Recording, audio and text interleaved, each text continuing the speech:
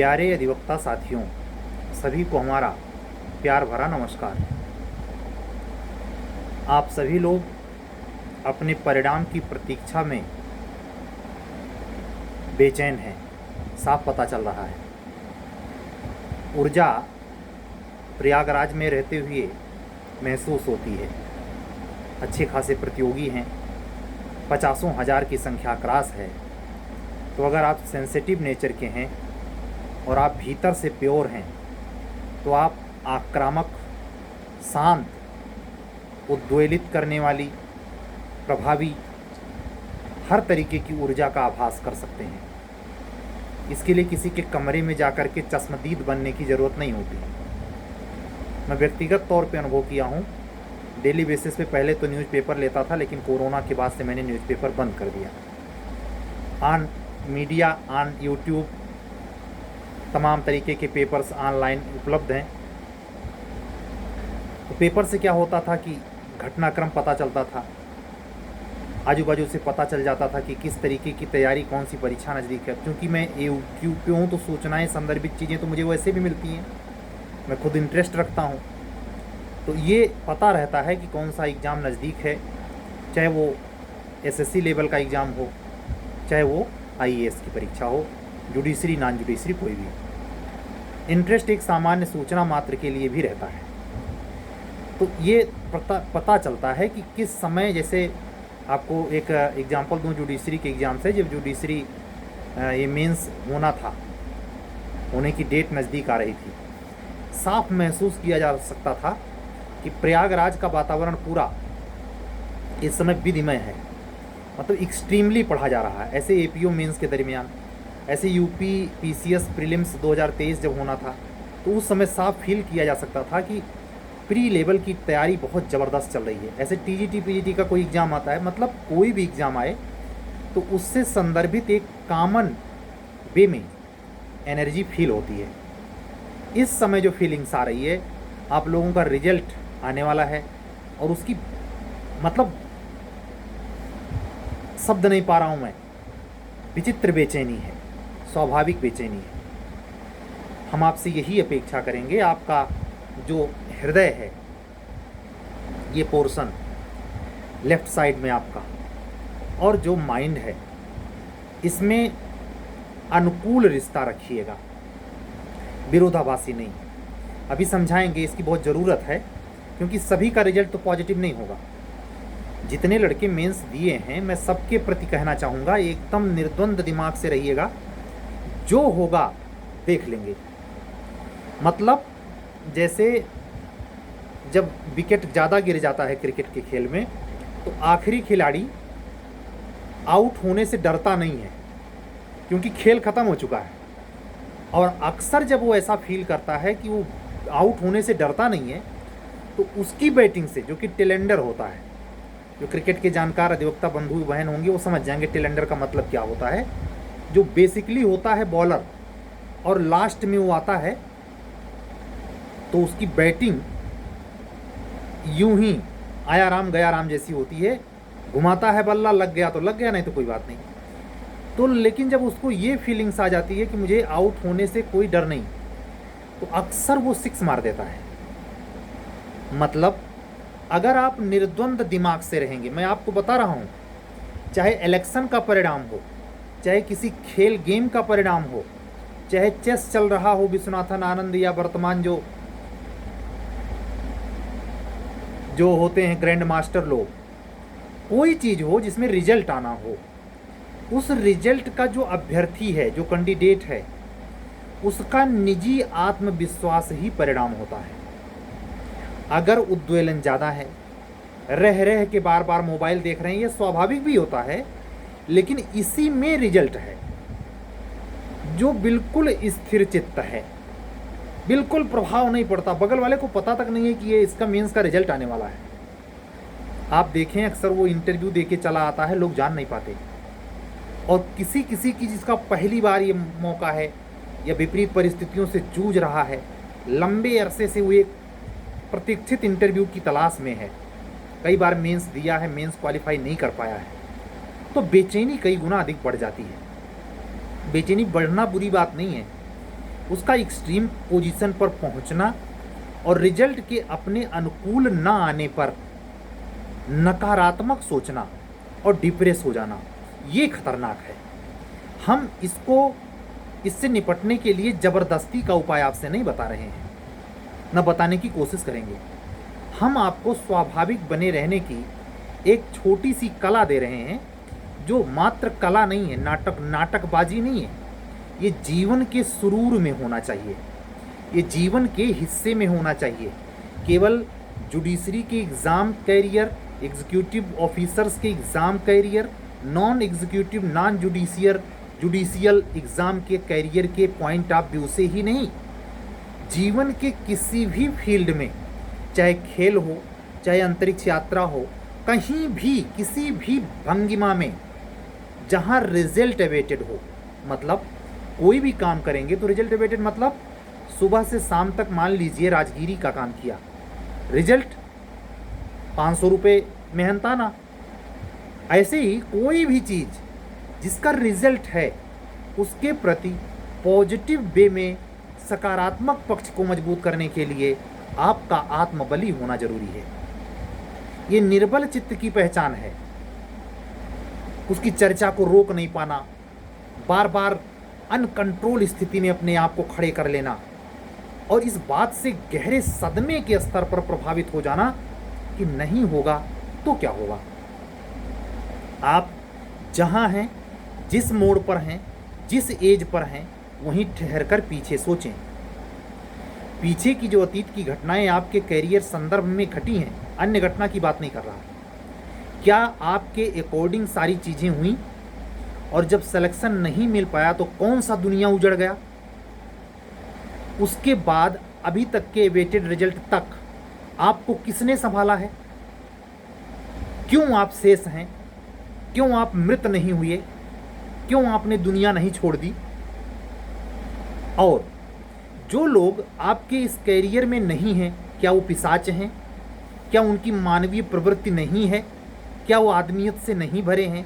अन्य क्षेत्र में काम करने वाले, पद प्रतिष्ठा, किसान, मजदूर, सब्जी भाजी वाला, बिजनेस व्यापार करने वाला, क्या वो इंसान नहीं है? क्या वो देश सेवा, जन सेवा नहीं कर रहा है? क्या वो किसी लोक कल, क्या वो परिवार नहीं पाल रहा है? क्या तीर मार लेंगे आप? क्यों इतना इशू बना रखा है पद को? जूनियर डिवीजन को हो, अभियोजन अधिकारी का पद हो, एचजेएस का पद हो, आईएएस, पीसीएस, किसी भी चीज का अगर पद प्रतिष्ठा की बात है, आपके जीवन मूल्य से नहीं है बढ़कर। हाँ, आपने सच्चे दिल से समर्पण किया है, आपको अपेक्षा करने की आदत होनी चाहिए, और स्वाभाविक अपेक्षा नहीं, दृढ़ अपेक्षा होनी चाहिए। आप सामने वाले साहूकार को पैसे पेमेंट कर देते हैं कि हमको एक बंडल माचिस की तीली चाहिए। अब वो साहूकार कई अन्य ग्राहकों में फंसा हुआ है, आपने पैसा इत्तेफाक से पहले पेमेंट कर दिया। 8-10 लोगों को देने लेने में वो आपको जब माचिस का डिब्बा दे रहा है, आपसे पुनः पैसे मांग रहा है। आप उसको समझा रहे हैं कि नहीं बाबू, नहीं सेठ जी, हमने पैसे पहले पेमेंट कर दिया, आपने रखे हैं अपने गल्ले में, देख लीजिए, हमने फला नोट दी थी। वो कन्फर्म नहीं है, उसको याद नहीं रह गया 4 लोगों से देन लेन में। तो ये जो कन्फ्यूजन क्रिएट होता है और संकट किस पे आ जाता है? आपने पहले पेमेंट कर दिया। गलती क्या की? नियम तो ये होता है ना, पहले वो आप माचिस का बंडल देता, उसके बाद आप पैसे पेमेंट करते, कोई लफड़े नहीं होता, चश्मदीद उसके रहते। आपने जोश में आकर के क्या किया? पहले पेमेंट कर दिया। मतलब आप जोश में आके पहले ही रिजल्ट लोगों को बता रहे हैं, हमारा मेंस का रिजल्ट आने वाला है। पूरा ढिढोरा पीट रखा है, देवोत्थान एकादशी की तरह, जैसे माताएं घर की वो सूप पे ईख के डंडे से, गन्ने के डंडे से, छोटे से दरिद्र भगाती हैं। पूर्वांचल में ज़्यादा प्रचलन है, पश्चिमी उत्तर प्रदेश में प्रथा नहीं है। तो ढिढोरा पीटना नहीं हुआ कि हम पूरे मतलब अपने घर से दरिद्र भगा रहे हैं। लक्ष्मी जी को आह्वान कर रहे हैं, ईश्वर आए, दरिद्र जाएं। ये शोर मचाने से होता है, शोर मचाने से दरिद्र जाएगा। चाहे जैसी परंपरा हो, ये परंपरा तो है लेकिन कारगर नहीं है। और आप ये भी ध्यान दें, जो जितना गरीब आदमी होगा वो उतने तेजी तेजी से सूप पीटता है। सूप पीटने से दरिद्र जाता है, नैतिक होने से, समय यथोचित कृत्य से।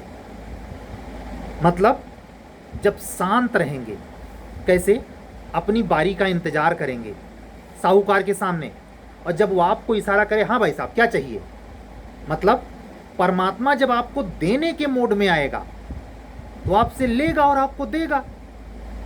यानी इसी बात में यह भी निष्कर्ष छिपा है कि अगर आपका इस बार सिलेक्शन नहीं होता है तो आप ये माने कि अभी साहूकार या परमात्मा आपको देख नहीं रहा है, वो आपका नंबर नहीं है। बस इतने तक ही, इतना इशू नहीं बना लेना कि हमसे कम उम्र वाला, हमसे कम सुविधा वाला सेलेक्ट हो गया, मैंने इतना पढ़ा, फला जगह कोचिंग की, इतने पैसे लगा दिए, मेरे साथ क्या होगा।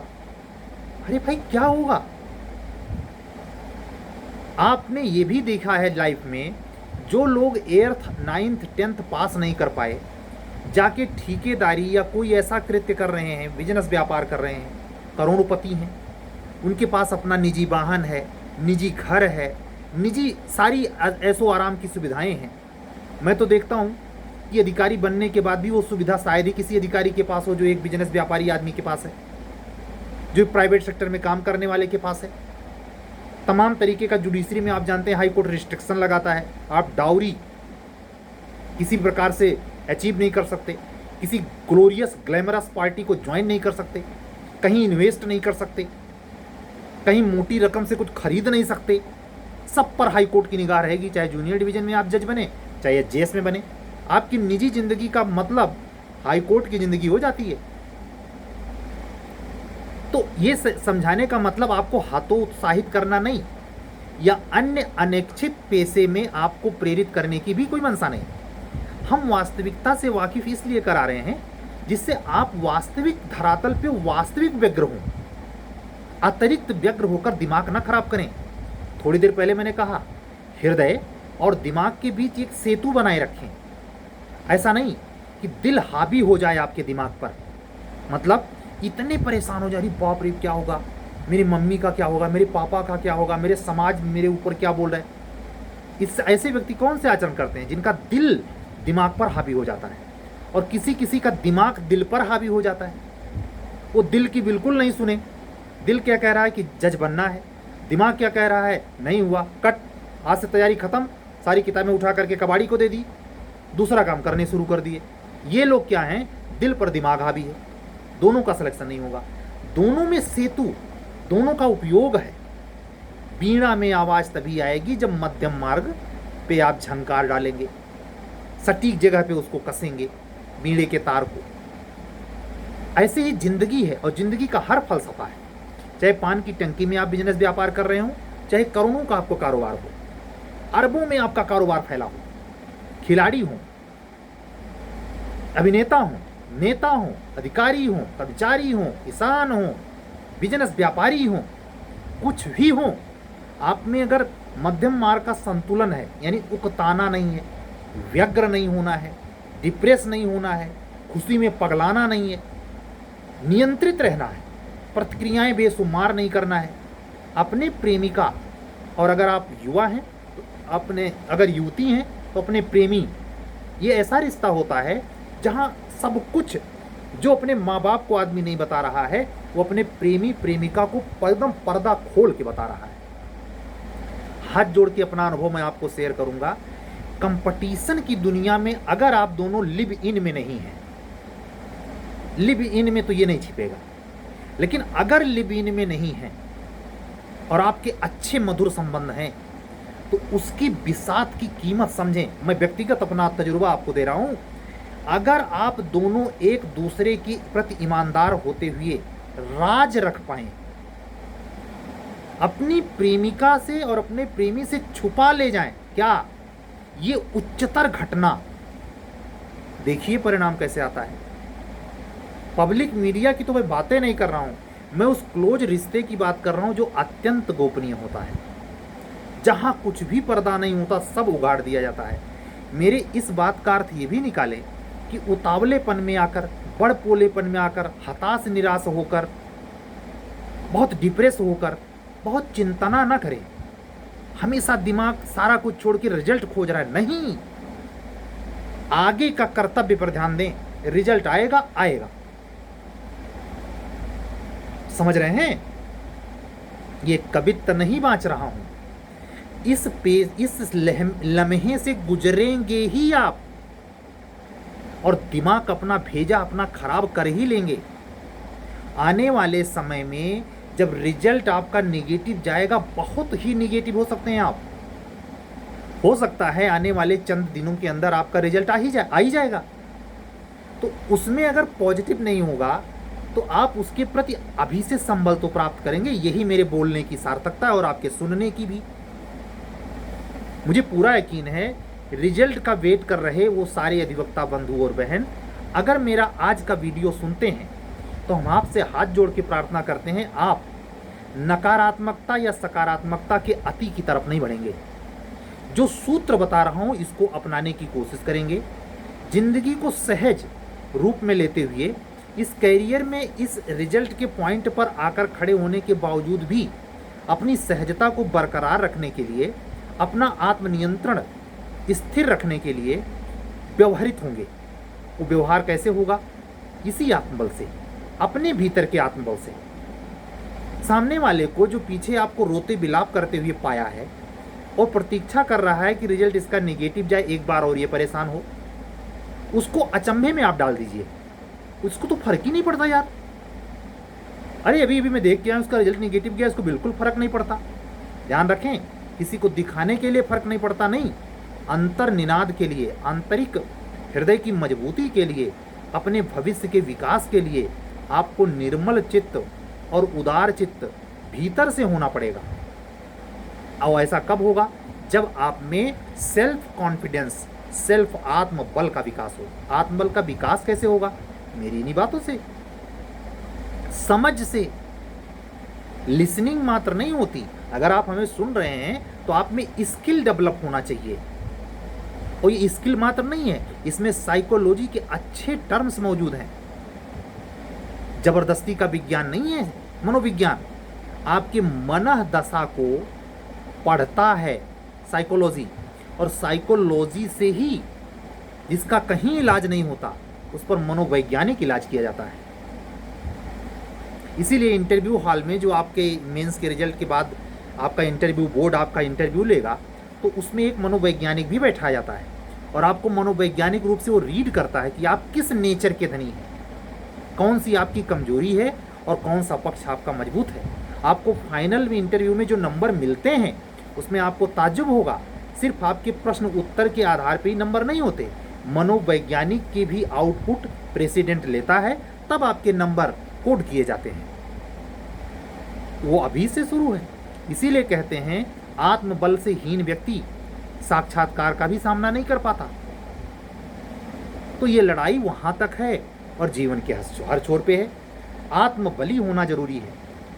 आत्म जो बल है उसमें हीनता आ जाए, उसमें रुग्णता आ जाए, उसमें बेचैनीपन से या किसी भी घटना सकारात्मकता या नकारात्मकता से प्रभावित हो रहे हैं अगर आप, तो आप उस पद प्रतिष्ठा के लायक अभी नहीं बने हैं। समझ लीजिए, मैं जिंदगी के वो कड़वी सच्चाई को जो जिंदगी में मैंने 20 साल में खूब झेले हैं, बेशुमार झेले हैं, उसी दर्द में से अपने द्वारा पाए हुए अनुभव को वो लम्हे आपको शेयर कर रहा हूं, जिसको अपना कर एडॉप्ट करके आप आत्मबली बन सकते हैं। ये आत्मबली होना सिर्फ निगेटिव परिणाम से निपटने का सूत्र नहीं देता, हर जगह काम करता है। याददाश्त क्षमता में, नए रूप से तैयारी करने में, जिंदगी के हर छोर में। रिक्शा मान से कहीं अकेले पड़ गए हैं सफ़र में, कोई है नहीं, पैदल आ रहे हैं, बाइक से सफ़र कर रहे, मेट्रो में सफ़र कर रहे, अपरिचित से किसी से बातचीत हो रही, कोई लड़ाई झगड़ा हो गया, हर जगह ही सूत्र काम करता है। जिंदगी व्यवहारिक तल पे जी जाती है, केवल कानून की किताबों में ही नहीं है। वो तो मसलों के ऊपर दिया गया एक सूत्रबद्ध संहिताबद्ध चीज़ें हैं, लेकिन जिंदगी की संहिता कैसे चलेगी, इसके लिए ये मनोवैज्ञानिक सच और उससे निपटने के महासूत्र कारगर होते हैं। आज की बातें यहीं तक। हमने जानबूझकर आप लोगों के लिए स्पेशली बोला है, और इसमें थंबनेल भी कुछ इसी तरीके से रखूंगा जिससे आप अंदर तक पूरा ये वीडियो जरूर सुनें। ये आपके लिए बहुत ज़रूरी है, चाहे आप बिहार एपीओ का मेंस का रिजल्ट वेट कर रहे हो, चाहे यूपी जुडिशरी मेंस का वेट कर रहे हो, चाहे दोनों कर रहे हो, या बिहार जुडिशरी प्रीलिम्स का। ठीक, हम आगे कंटिन्यू करेंगे कल से। ये वीडियो हमेशा रेगुलर की तरह आता रहेगा। इत्तेफाक से अगर रिजल्ट आ जाए तो उससे संदर्भित बातें होंगी, किसका सिलेक्शन हुआ, कितने परसेंटेज इत्यादि। अगर नहीं आता है तो आगे नेक्स्ट डेट का वेट करेंगे। एक बार पुनः दोहरा दूं, जैसा कि मैंने कहा कि अब वो समय आ गया है, किसी दिन रिजल्ट आ सकता है। 15 अगस्त तक मैंने एक अंदाज़ा लगाया है, आगे पीछे हो जाए वो कमीशन के अधिकार क्षेत्र में आता है, उसमें उंगली ना मैं करूँगा और ना आपको इसकी अपेक्षा करनी चाहिए। आप लोग विज्ञ लोग हैं, विद्वान लोग हैं, विद्वानों की सभा होती है अधिवक्ता जनों की सेवा। हम अधिवक्ता बहनों से भी अपील करेंगे, अपनी व्यग्रता को त्याग कर स्थिरता रखें। हमसे भी प्रश्न उत्तर करते समय जिज्ञासा तो होनी ही चाहिए, जिज्ञासा होती है आप में, लेकिन उसके प्रश्न तक लाने, हमसे प्रश्न करने और उसके उत्तर के प्राप्ति के बाद प्रतिक्रिया में सहजता, विनम्रता, गंभीरता और आत्मबल से युक्त एक शक्ति का इजाद करें अपने भीतर, जिससे इन सब दुरूह लम्हों से, विपरीत लम्हों से, नाजुक परिस्थितियों से निपट सकें। ठीक है, अगर आप हमारे टेस्ट सीरीज से जुड़ना चाहते हैं, 10वां टेस्ट आज पूरा हो गया, परमात्मा को शुक्रिया। 1/3 टेस्ट आज पूरा हुआ। 30 टेस्ट का प्रोग्राम है, 100 दिन का प्रोग्राम था। प्रति 2 टेस्ट के बीच में 3 दिन का अंतर है। 30 टेस्ट है, 30 या 90, यानी 100 दिन के इस प्रोग्राम में हम 1/3 हिस्सा कवर कर चुके हैं। हमारे वो सभी अधिवक्ता बंधु उत्तर प्रदेश उच्चतर न्यायिक सेवा के लिए और बहनें जितने शिद्दत से अपनी कलम चला रहे हैं, और उनका सब मैं अपने हृदय से आभार प्रकट करता हूं और उनके उज्जवल भविष्य की कामना भी करता हूं। जूनियर डिवीजन के प्रारंभिक परीक्षा और मुख्य परीक्षा से जुड़े हुए सारे हमारे अधिवक्ता बंधु और बहन इस बात को अगर सुन रहे हैं तो गंभीरता पूर्वक अपने अनुसार, जैसा कि मैंने आपको छूट दे रखी है, प्रश्न पत्र मांगकर अपनी कंटिन्यूटी मेंटेन किए रहेगा। आप हमको पेमेंट करने के बाद अपने तरफ से शिथिल ना पड़ें, क्योंकि बहुत बच्चे रहते हैं, तो हर बच्चे को पर्सनली गाइड करना, उनको फ़ोन करके चेताना, ये मेरा अति व्यस्तता को समझ सकते हैं और मेरी मजबूरी भी समझ सकते हैं। आप अपने से सतर्क रहें। परीक्षा आपको देनी है, चयन आपको पाना है, यश के भागीदार आप होंगे। मैं इसमें से किसी का कोई हिस्सेदार नहीं बनना चाहता, न मैं आंतरिक रूप से ये बात स्वीकार कर पाता हूँ, और बाह्य का तो सवाल ही नहीं है।